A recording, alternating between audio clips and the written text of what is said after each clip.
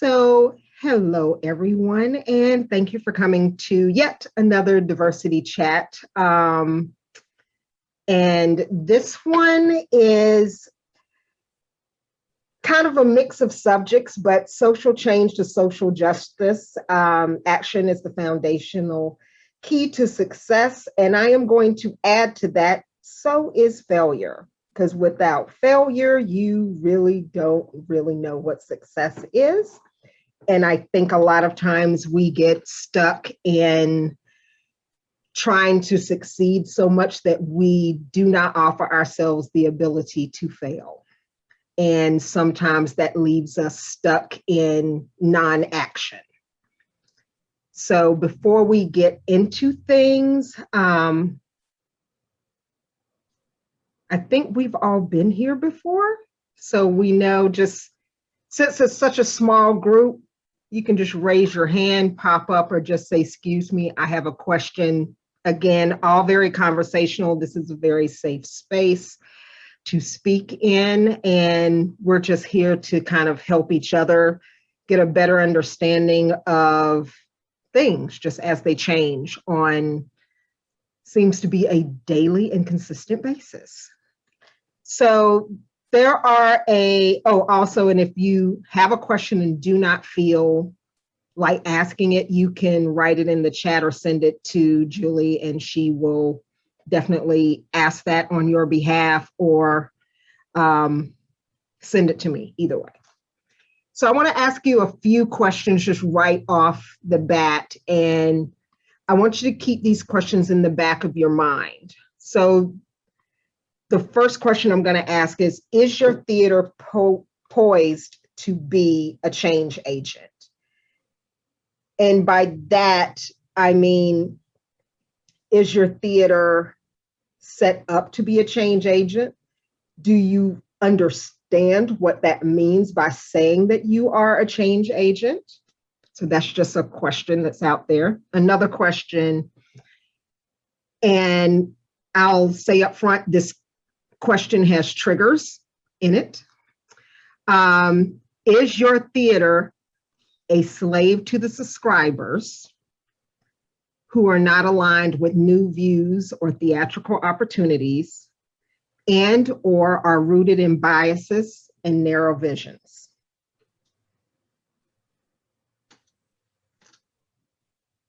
Third question, is your theater fully open to having conversations that can change hearts and perspectives? And the last question, even though there'll be tons throughout this, but the last question, and this is a rather long one. Now that things are starting to open back up, as an individual first, and then as your theater company or the theaters that you're representing, now that things have opened back up, is your head back in the sand by convenience?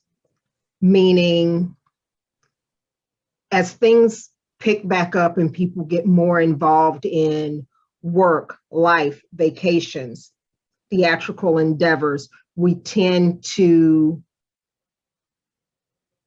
ignore the little voice of,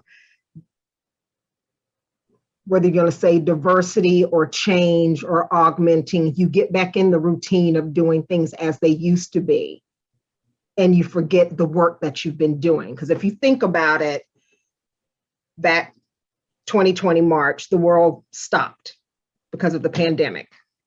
Then today, a year ago, that spark was hit due to the death of George Floyd. And that spark turned into all the conversations about social change, diversity, Black Lives Matter, all the different matters that came up beyond that, and changes in theater and in policy. And now that things have opened back up, have the 12 months the past 12 months, is it now part of history, or is it a catalyst for you to continue the conversations about change? So those, like I said, long question, but it's just a lot out there that I've had these conversations with some of my close friends because they're busy, they're back at work, and they're just like, well, and they've actually said, I don't have time to deal with the diversity aspects of theater. It is what it is. Mm. And I look back at the first chat that Julie and I held where there were 82 people, and I look at today where there are 8. I'm good as long as there's one on the call, other than Julie. Because you only need one person to kind of hear and conversate and kind of bounce ideas off of. I can talk in this room all day long by myself. The walls will not have conversations back with me to help me kind of wade through everything that needs to be done. And those are just some of the things that, as theater companies and as a theater community, to kind of keep in the forefront of our minds, that we don't try not to get so busy back into the business of putting up a program or putting up a show that we forget that as a community, we can affect change. We can affect conversations. We can change minds. We can change hearts. And it's not just about diversity. Diversity is much more than just colors. It's cultures. It's all these different things that theater has an impact about. And I'm not even sure I realized how much of an impact it had until probably, well, definitely last year. But over the past couple of months, the number of people that are like, Ricky, I want you to talk on this panel and talk on this panel. I'm like, why? And they said, because you have something important to say that people need to hear. I didn't realize that. I knew I was talking, but I didn't know that it was being impactful in a way that somebody else might want to hear what I had to say. And these are theater companies and theater institutions that are wanting to have conversations about how do we pick shows? How do we message? How do we do our messaging for marketing? How do we cast? How do we become change agents within our communities?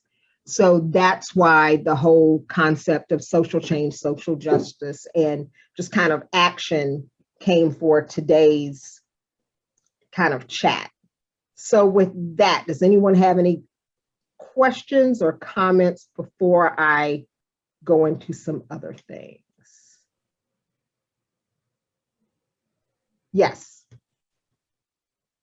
Yeah, so your questions are so dead on, because I've been thinking a lot lately, and I've had a very meaningful conversation with someone who may or may not be on this call about, do you stick with a company who's moving slowly but moving, or do you part ways and go, I'm going to where it's a priority?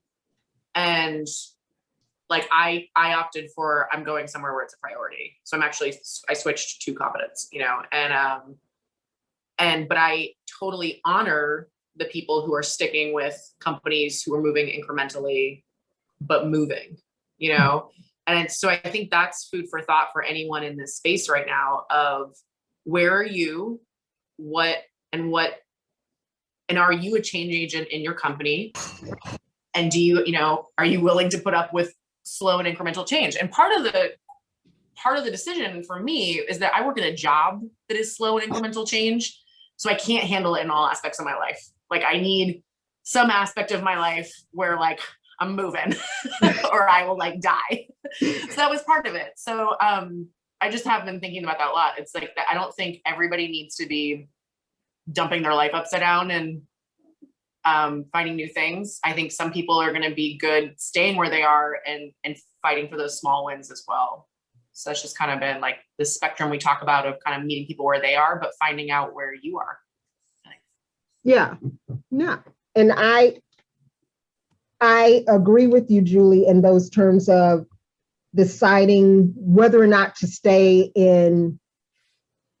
where things are moving slowly, because I too have that going on because I'm on several different boards, including Confidence Theatrics, but that's my company, so that makes sense that I'm on that one. Anyway, but I'm on several different boards, and some of them are, they have a plan and it's sitting there, and some of them have nothing. And I had the conversation of whether or not I should go somewhere, but I also know that the small steps that they are making are impactful. And I also know, in looking around at the particular groups, that some of them, I am the only one that's driving those changes. And if I leave, then I leave them kind of high and dry. And I've had those conversations with them, go, so if I were to leave, what would you do? Well, I guess we try to find someone else to do what you do, which is scary because that also means they won't do it if I'm not there. But yeah, it's all kind of finding out where you are, where you want to be. I believe slow progress is better than no progress. And I mean, it's been 11 months since we've kind of started having these conversations, because I looked at the calendar, our first chat was actually June 23rd of last year. So been 11 months of having conversations, and I have seen great change in a lot of companies. And even the companies that are here represented on the call, I see it. You might not see it, but I see the change in just the tiny things. Your outreaching, your messaging, board changes. Those are all very impactful. And we also need to give ourselves, that's why I said there's also a failure to the success, give ourselves the opportunity to realize that the fact that you're going out there trying to pull all these new people into your group and they're not coming, take that as a failure and just say, okay, this isn't working the way that I want it to work, but keep working at it, because you got there and stayed there for an extended period of time, and you've seen people kind of come and go within your own organizations. But that's how things are. People have to come and go. Change occurs in cycles. There's never one direct path for we start here, we end there, and that's it. Change consistently has to cycle itself around and meet people where they are at those particular times. So yeah, I've seen a lot of change, and I commend you all for that. Yes. Yes, if I could introduce, I would say the one thing to add on to what you said, as well as to what Julie said, I think part of the assessing of where, in terms of if an organization is moving slow, is also seeing if, let's say you had an idea or you want to bring up the conversation, if that space is even there to even move, aside from the regular pace, because then if you feel you don't have that space where the voice can be heard, just at that minimum, then that can help you decide what you should do next. So that is very true. Just wanted to add that. Nope, that's very true. Yes, Roxanne. And to that point, and Julia and I are part of the same company, but a couple of years ago when she and I were like, hey, y'all, we gotta do something about this. We were met with, but why? You know, or we've tried things in the past that didn't work. So like, this is what we do and we're good at it. So whatever. There was definitely not from everybody, but from some loud voices, there was pushback of whatever, right?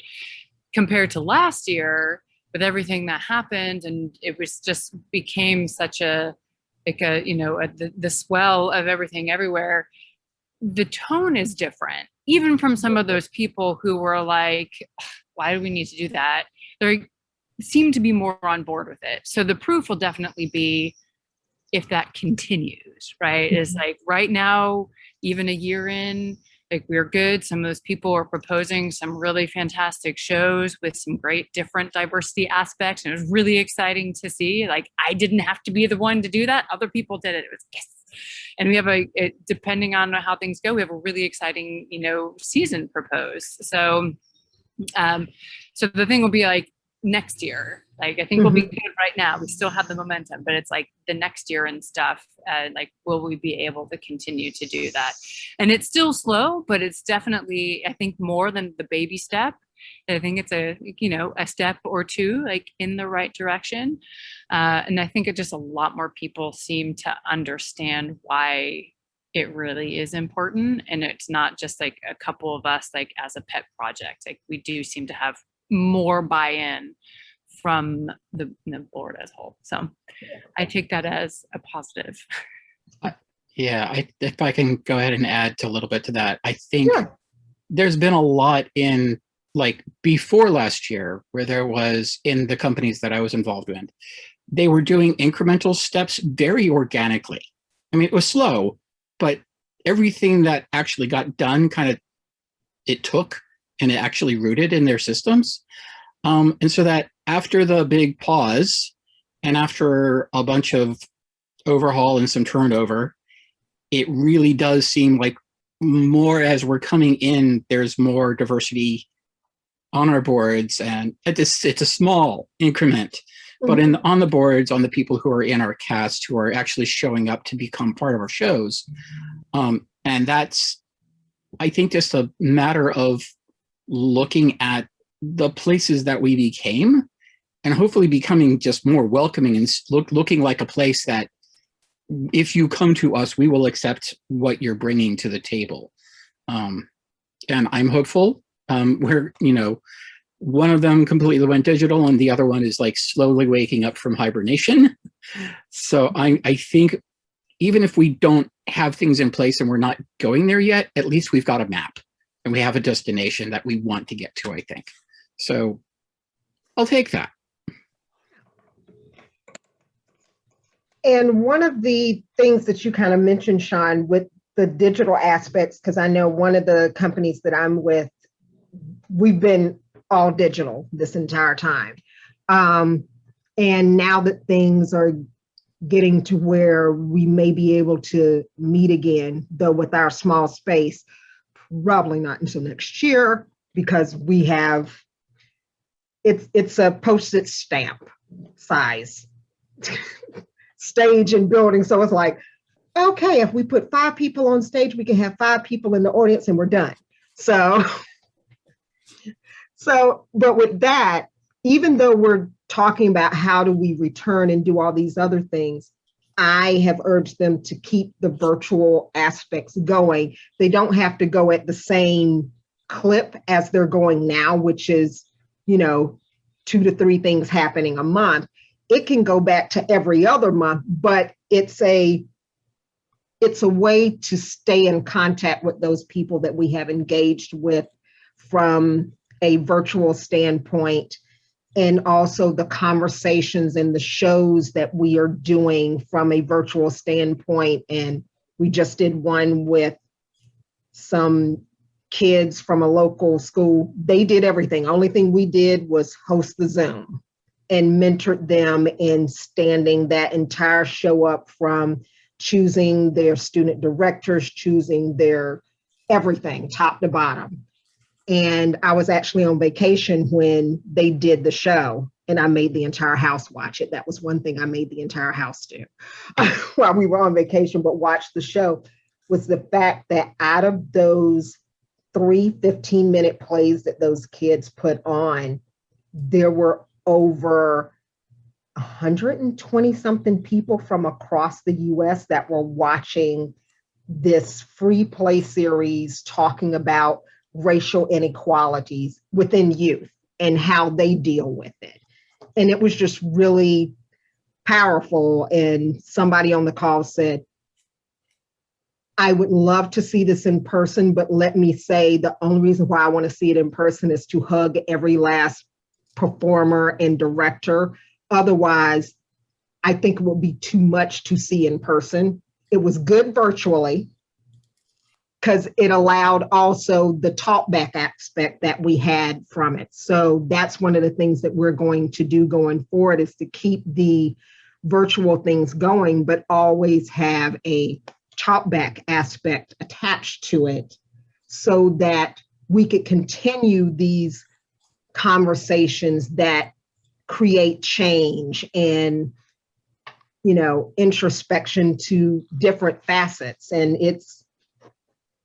that's just something that I know a lot of theaters can't do, but if you can, or even if you want to partner with another theater company, and even though that's later on in my conversation, I'll bring it up now, because Julie mentioned it in the last conversation that one thing that we do in the DMV, each theater company is very siloed in their own theater company. There's very not what was very very siloed. okay, got it. Yeah.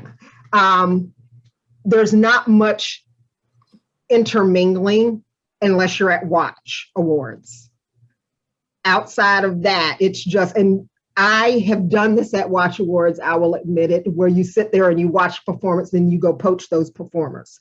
I have done that where I need you to come audition for me. So, but that is the only time there seems to be like a cross mix. And especially when it comes to diversity and change and having these conversations that need to continue, to start merging with other companies just for those conversations. It doesn't have to be for a show.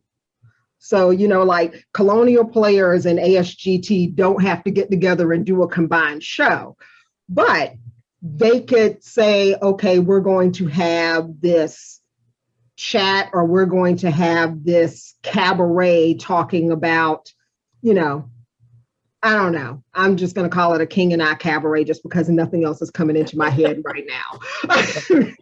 Oh, yeah. I mean, I think actually, I think that the online chat that happens, I mean, we've got like what, 8 different companies or more represented here. I think the cross-pollination, I'm going to call it that, of theater companies has been awesome. And the other thing is that and I think it's included in diversity, is that the online performance venue, even if we slow it down and it's not as frequent, it's really been good for accessibility. People attending and for people that are able to perform now, because they can perform from their house, even if they're wheelchair bound or even bedridden. And it's been actually really, really cool. Yeah. And I've even expanded to, I did not plan this, I promise you. But when I started doing for Confidence Theatrics, we have the radio show, old time radio shows that I do. And one of my coworkers, who is a blind gentleman, said, oh, I'll try it.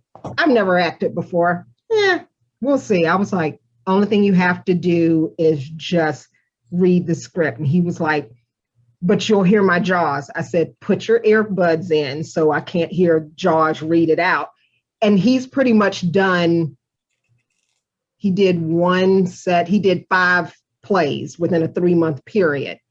And now he's looking into voiceovers and doing voice coaching and trying to figure out if he can do stage management and more production management, because he's part of our events and planning team at work. But he has now told everyone on his team that I do it. So now I have people from my job that are now signing up to do my radio shows, but they're like, who else is doing theater? So if any of y'all are doing virtual theater, please let me know so I can send them to you. So they can, I work with them, I love them, but I really don't want to direct every last one of them. And Sean, I love that point because something else I've thought about a lot during this period is that theater is also about the privilege, like when it comes to accessibility, the privilege of time. And so like theater is such a time consuming hobby. And to have that level of time available is a privilege. So I think the virtual world has allowed us to say the schedule can be super flexible. We can do something much shorter, or, you know, we can do something, it can take 6 months, who cares? Because like, we're just gonna put it online at some point. So there's no like, I have to sell for a particular night or, so I've really been thinking about that a lot, in that as I go forward, I wanna think about not just varying abilities, accessibility, but just like accessibility for people who don't necessarily have 4 hours a night for a month to like do a show, Less right? the time it takes to drive there and back. Yeah, Yes. exactly. I, who lives in Gaithersburg and who will do a show in Dundalk and also do a show in Manassas. Used to. I am now, I'm like, but I'm used to traveling. And now that I've been home for over a year, it's not that I won't do that, but I'm definitely going to be very picky about where I go. And I think a lot of people are, because if you even graze online and see a lot of the comments that are out there, a lot of the people that used to be your go-tos aren't really jumping back out there to audition. You're getting a lot of newer people, but your regular go-tos, we're kind of got comfortable at home. We're kind of really good there. That's But not yeah. a bad thing. No, it's not at all a bad thing. But one of the things that over the past year, we've kind of talked about, you know, board introspection, which we have boards doing a lot of change and assessing. We've talked about show selection, marketing tactics, outreach opportunities, viewpoints, in ways that we could all be change agents or the squeaky wheel in a room full of silence, just to kind of wake people up and kind of continue the conversation. Small conversations actually kind of do that. And one of the things that I think we need to do as theater companies or as individuals to be change agents is to be deliberate about, let me make sure I wrote this down to make sure I said it right. We need to be deliberate about the shows that we choose. And I have come to, and when I say shows that we choose, because I've had a couple of conversations with different theater companies, and their shows kind of range from, let's see, some of the normals that we have. And this is, I think a lot of it is because our mindset when we think about theater is the shows that are going to put butts in seats.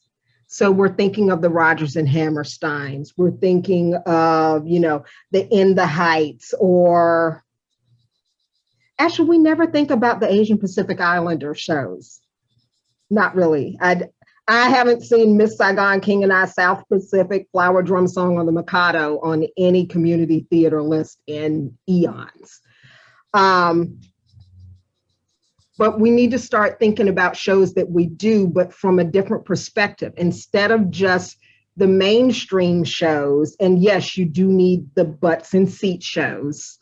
You need the bright stars. You need, we all know there's going to come that time when Hamilton becomes available, and then we'll have 30,000 versions of it within the DMV, all within a 6-month period.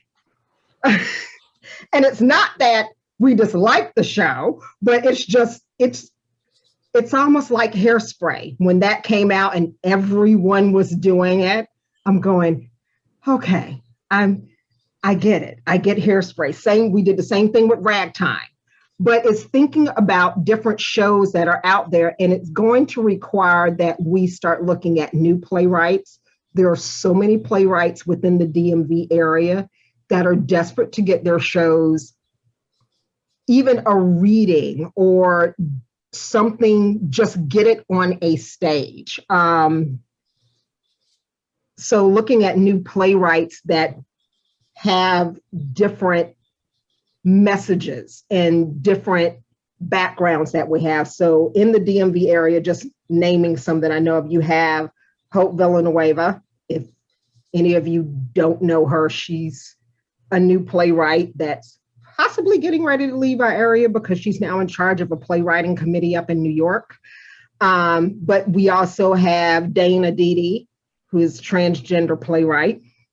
We have Jeremy Hunter. We have, even though not in the area, Charlene Donahue. And then we have, I'm getting ready to say her name, Jean Kloppen. She did stuff at LTA and, oh my gosh, Dominion. I have to go find it. But I know her first name is Jean. She did Joseph with me. But those are just some that I know that are in the area that have plays that aren't in rights houses yet. Some of them might be in rights houses, but these are people that are in our own backyard and their works are readily accessible and available. And then you also have the Baltimore Playwrights Festival where they're getting all their new people from.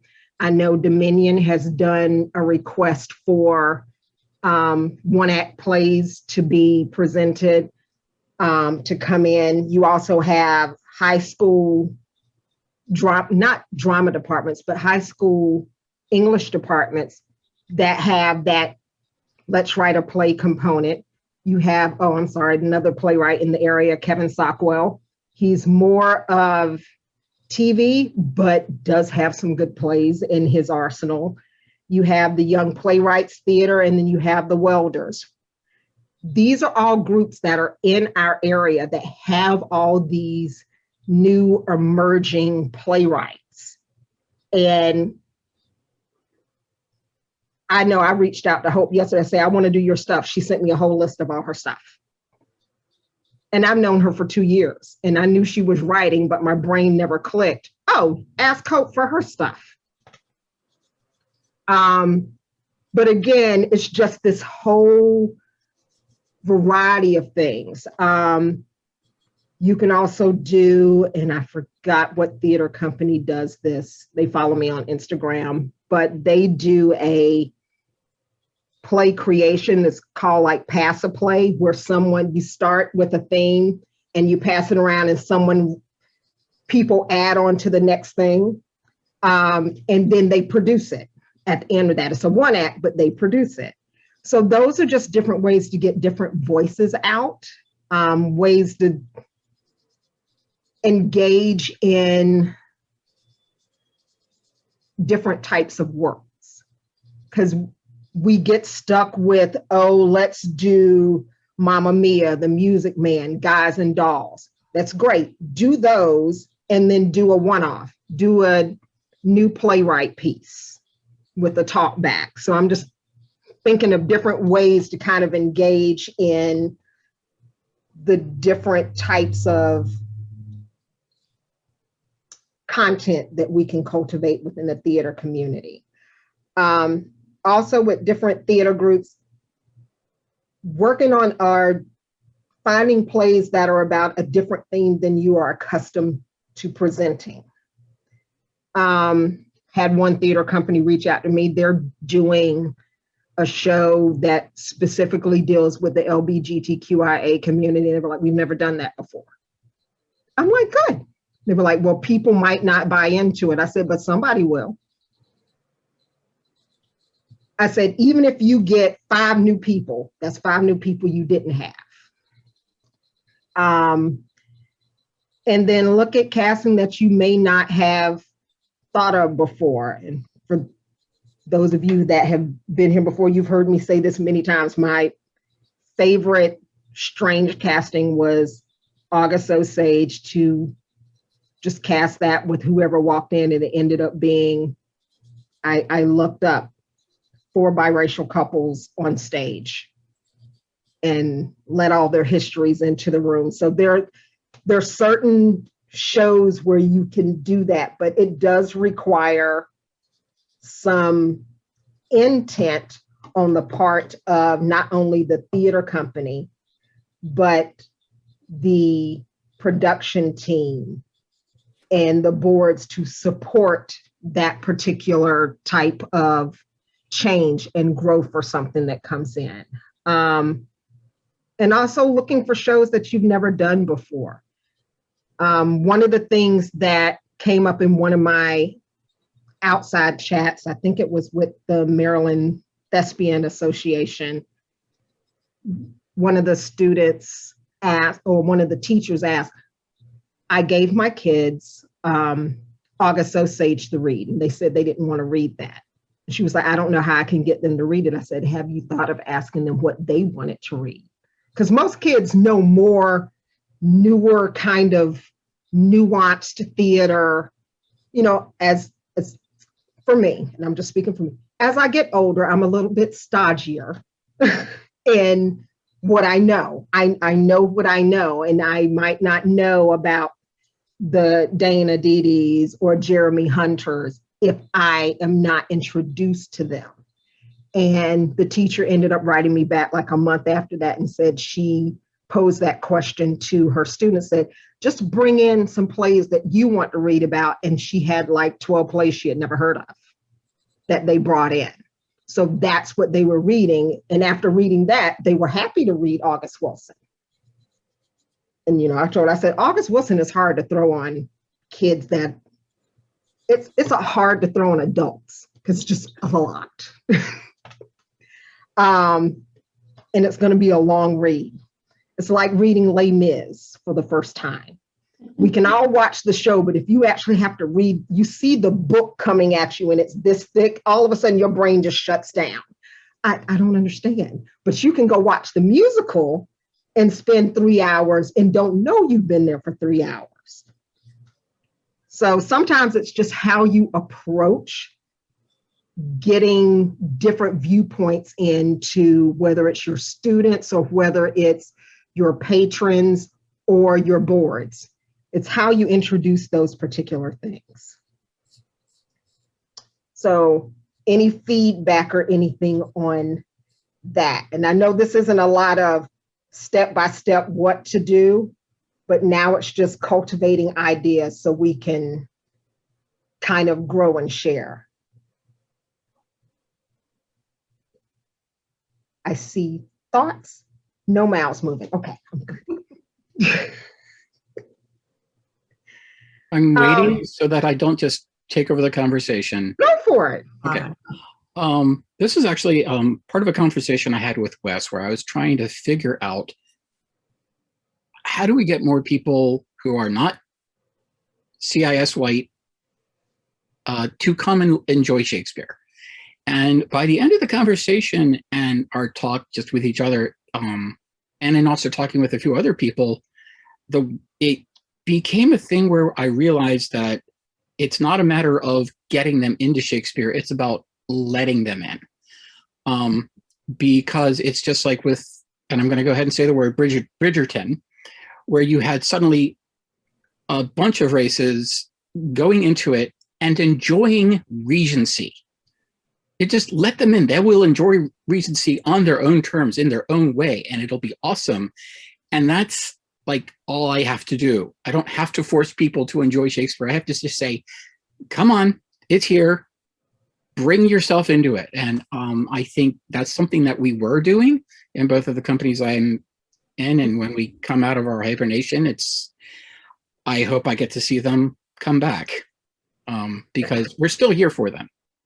And when we have let them in, it's been great. And they've been bringing their own flavors to it. And I hope to see it again. And Shakespeare is one of those things where it's my dog, where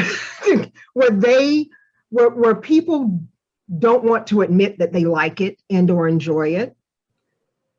I wanted to teach Shakespeare on the college level. That was what I wanted to do growing up. I love Shakespeare. me acting Shakespeare, my country just does not allow, my country accent really kills me with that. So, but I love watching it. If you ever want a country Shakespeare person, I got you. There's a couple places it happens, so you know. I was like, I can give you a country Macbeth or Lady Macbeth, but that's about it. Yeah. So I mean, that's actually part of what I mean by letting in. It's like, bring what you are, and I think there are places where we're going to be doing things that are like, we're going to try and do it the way that they did it, but there's still room. Yeah. So, and that's good. Letting those individuals grow within whatever parts they're in, whether it's Shakespeare, whether it's, Greek tragedy, whether it's modern day. I had a conversation, a group was doing 9 to 5, and they literally asked the question, can we cast the Dolly Parton character as anyone but a white female? Yeah. My response was, yeah. Why is this a question? So I kind of followed up by, why is this a question? And they were like, well, and that goes back to the question I asked earlier, their audiences would not buy it. So they were basing their casting on whether or not their subscribers and the benefactors to the theater company would buy not casting as intended. And do they know that, or were they assuming that? Right? It's like, I feel like there are a lot of times, because we've run into it like in our place selection stuff. It's like, well, we're not really sure we want to do that show because we're not sure that we can cast it, and we're not sure about the. It's like, but everyone's just assuming all over the place. No, they had the talent. They had already had auditions, and they had people. Well, right, but do they know that their audience wouldn't accept it, or they were just assuming? They were assuming. Yeah, they were assuming. There are some companies where the audiences have spoken up saying, we want Sound of Music as Sound of Music. We want Peter Pan as Peter Pan. And I get that. So if they say we want Sound of Music as written, give them Sound of Music as written, and then go give them Flying West, which they know nothing about, and cast that as you see fit.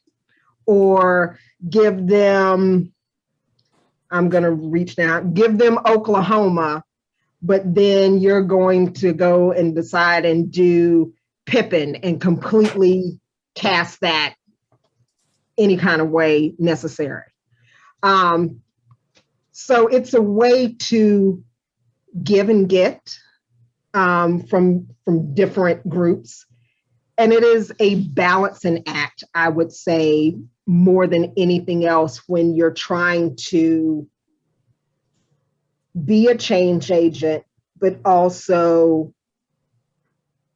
be, I'm not going to say indebted to your subscribers, but you're trying to fulfill viewpoints across a wide span. So you don't want to alienate.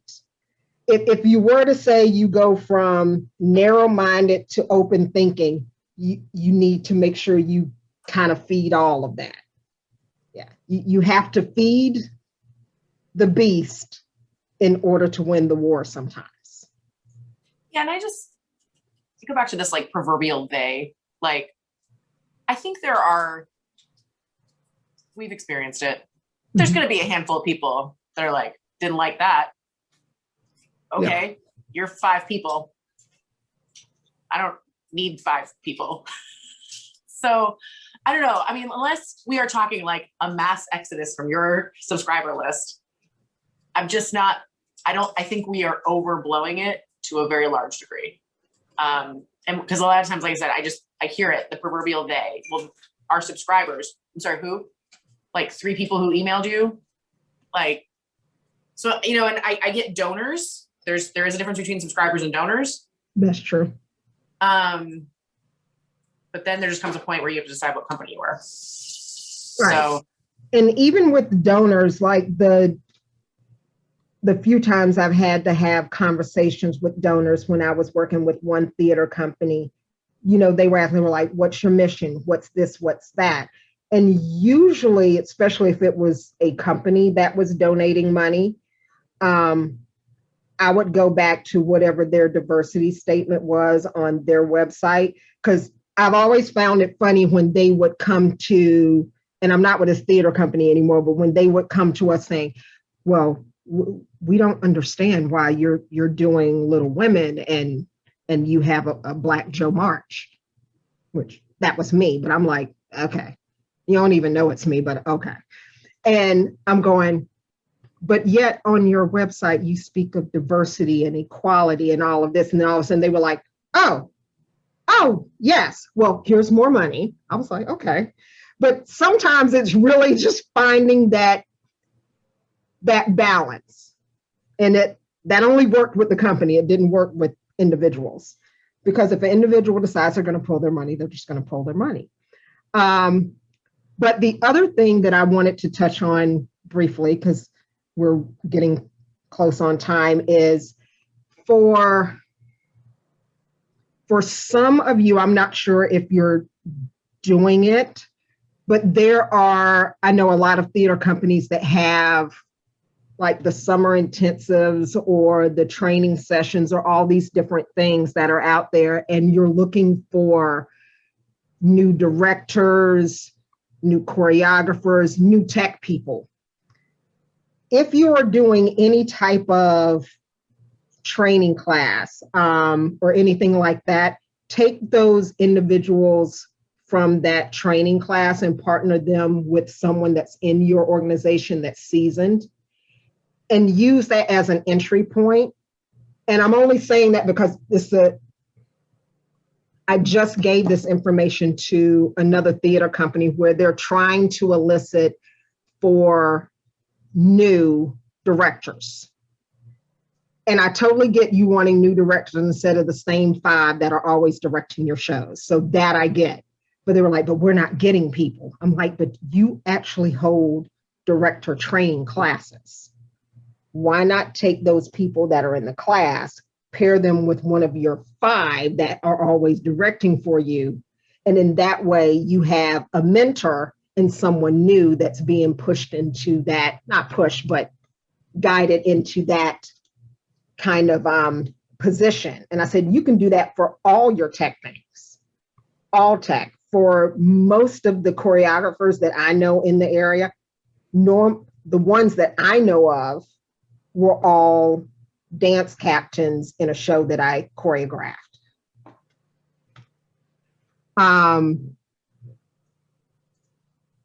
Brainstorm how we want to. Yes, we can.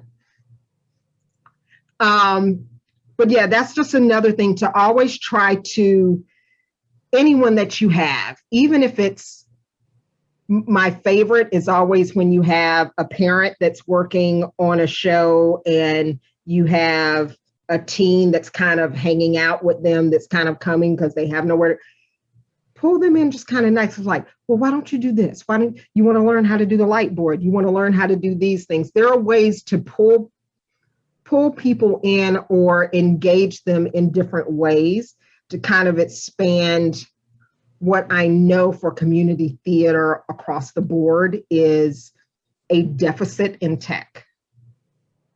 And I'm gonna have a whole chat on the deficit in tech. It's a thing that's out there, and that's another way to kind of diversify from an age perspective, your own company, because we all have it. To where, like, our lighting guy, one of the companies where I am, he's 68.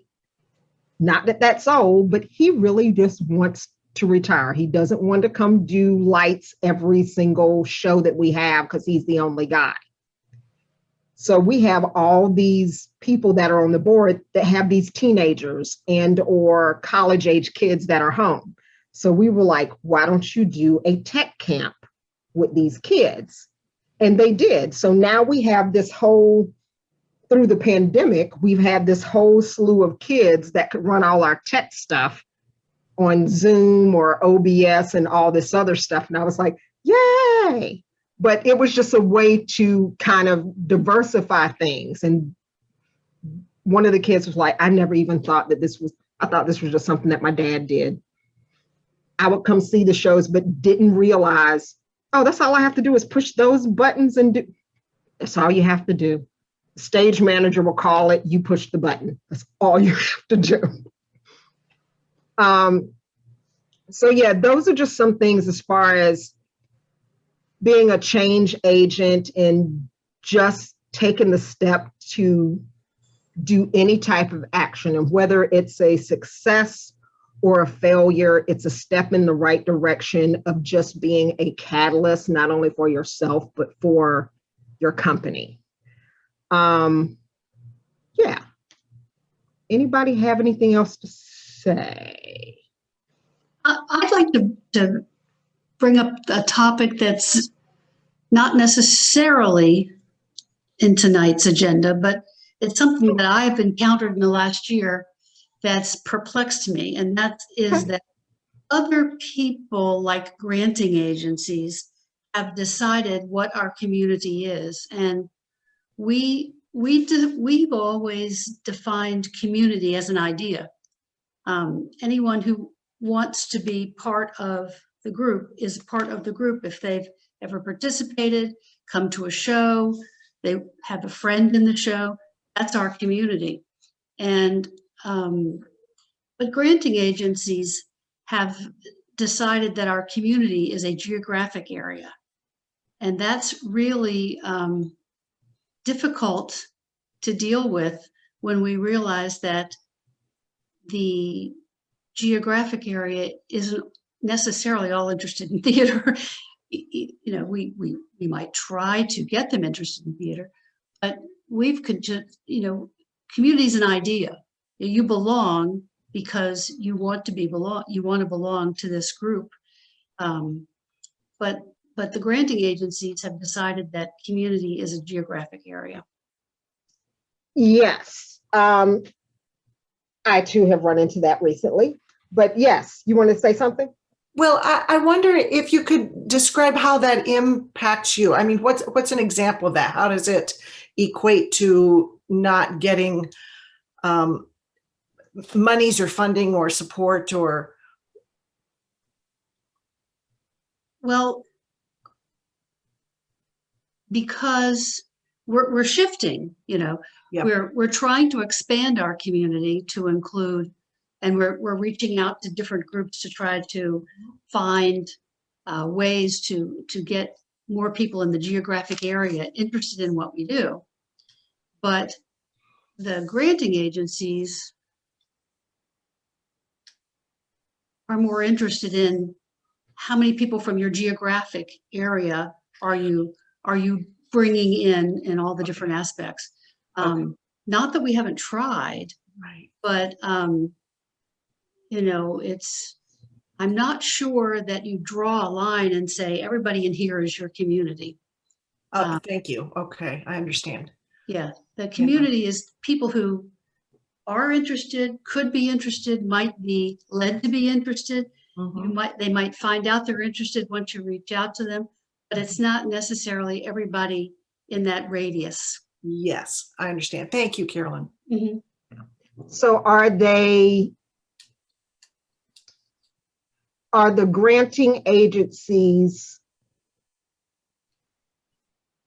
because I know I just wrote a grant for a theater in Baltimore, and they defined their geographic area as the greater Baltimore area, which just greatly expanded them beyond the realm of, I think, what that particular granting agency was looking at, just encapsulated within like a 15-mile radius. But our community includes people from Northern Virginia, from Montgomery County, from Baltimore, from Southern Maryland. It's all people who are interested in the kinds of things that we do. And that's who we've considered our community, not a 20-mile radius of Right. I would Doc in say, Annapolis. yeah, I would say, even though they're asking for that, use the other aspects of your community, the Northern Virginias, the Northern Virginias and those other areas, use those as outreach opportunities for your grants. Mhm.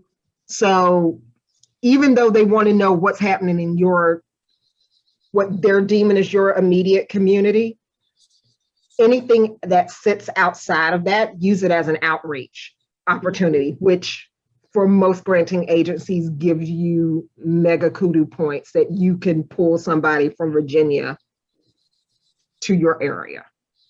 Thought about it being an advantage. You can pull people from those areas, but Yeah. Yeah. Spin it as an advantage, and it doesn't diminish what's in your area, but it's,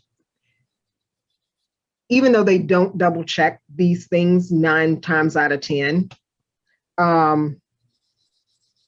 it will appear as though you've saturated your area and reached out to others. well, we definitely haven't saturated the geographic area. We need to work on that. That's what we're working on.